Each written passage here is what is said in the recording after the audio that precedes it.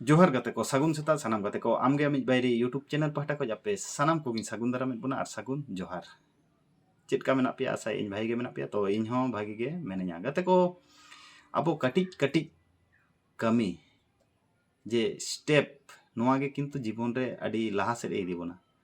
होय गाते को कारण अडी गान हर नेल हुई कना मिद धाव रे को लिया अडी मारांग किछुई कोरावा उनका दो बांगा आम तेहेन जहां आमा जीवन रे परिवर्तन अगुइया कटिज कटिज स्टेप हयतो जहां कोड़ा गिद्रे पढ़ाव खज पूरा डिटाच उतर कना बाय पढ़ा कना तो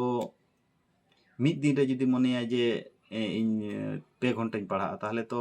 संभव कोनो दिन बांग कना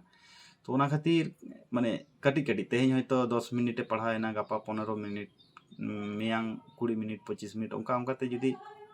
आजा पढ़ाव रे हैबिट अगुई तया से ताहले डेफिनेटली उनिया अपकमिंग दिन भागी हुई तया ओना खातिर लिया तेहेन जुदी आम कटिज कटिज स्टेप तेम दोहया माने स्टेप एम कमिया ताहले अपकमिंग आमा भागी हुई तमा तो ओना खातिर आबो जीवन रेन हो कटिज कटिज बदलाव अगुई ताबन पे जाते आबो भविष्य से फ्यूचर आबो भागी ताहेन ताबन सारी से बांगा नोआ कथा कमेंट काते लई ताबन पे आर नोंकाना मोटिवेशन कथा दिन सेता नाम लगी नोआ आमगे आमिज बायरे यूट्यूब चैनल आपे सब्सक्राइब दड़ा मा एनखान सानाम को के आर मिद धाव जोहार।